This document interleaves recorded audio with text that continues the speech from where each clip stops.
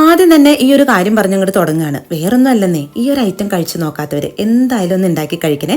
ഇതെന്തായാലും എല്ലാ സ്ഥലങ്ങളിലും ഒന്നും ഇല്ലെന്നാണ് എൻ്റെ ഒരു തോന്നല്. നമുക്ക് മീനൊക്കെ അധികം കിട്ടുന്ന ടൈം ഉണ്ടല്ലോ, പ്രത്യേകിച്ച് ഈ ചാളയൊക്കെയും കിട്ടുന്ന സമയം, അപ്പോഴാണ് നമ്മളിത് കൂടുതലും റെഡിയാക്കാറ്. അപ്പോൾ ആദ്യം തന്നെ ഒരു ഇടത്തരം 3 കപ്പക്കിഴങ്ങ് നുറുക്കി കുക്കറിലേക്ക് ഇട്ട് ആവശ്യത്തിന് വെള്ളം ഉപ്പിട്ടൊന്ന് വേവിച്ചെടുത്തു. പിന്നെ ഒരു 3/4 കിലോയോളം നന്നാക്കി വൃത്തിയാക്കിയ ചാളയിലേക്ക് കുറച്ച് മഞ്ഞൾപ്പൊടി, എരിവുള്ള മുളക് പൊടി, കാശ്മീരി മുളക് പൊടി, ഇത്തിരി ഉപ്പും കുറച്ച് വെള്ളം ഒഴിച്ച് ഒന്ന് വേവിച്ചെടുക്കുക.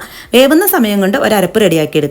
ഒരു മുറി തേങ്ങ ചിരവിയതിലേക്ക് ഒരു 5-6 ചുവന്നുള്ളി, 3 പച്ചമുളക്, കുറച്ച് മാത്രം പെരിഞ്ചീരകം ഇത്രയിട്ട് ഒരുപാട് അരഞ്ഞു പോകാതെ റെഡിയാക്കി എടുത്ത് മാറ്റിവെക്കാം. അപ്പോഴേക്കും ചാളയൊക്കെയും റെഡി ആയിട്ടുണ്ടാവും. ചാള വെന്ത വെള്ളത്തിൽ നിന്ന് എടുത്ത് മുള്ളു മാറ്റിക്കളഞ്ഞ് ആ വെള്ളം കളയാതെ മാറ്റി വെക്കണേ. ഇനി ഒന്ന് സെറ്റ് ചെയ്യാനായിട്ട് ഒരു ഉരുളി എടുക്കാം. ലോ ഫ്ലെയിമിൽ വെച്ചിട്ട് വേവിച്ച കപ്പയും മുള്ളു കളഞ്ഞ മീനും വേവിച്ച വെള്ളവും അരപ്പൂട്ട് നന്നായി ഉടച്ച് മിക്സ് ചെയ്തിട്ട് വെളിച്ചെണ്ണയിൽ കുറച്ച് കടുകും കറിവേപ്പിലയിട്ട് പൊട്ടിച്ചതും കൂടി ഇട്ട് കൊടുത്ത് വീണ്ടും മിക്സ് ആക്കിയിട്ട് എടുക്കാം.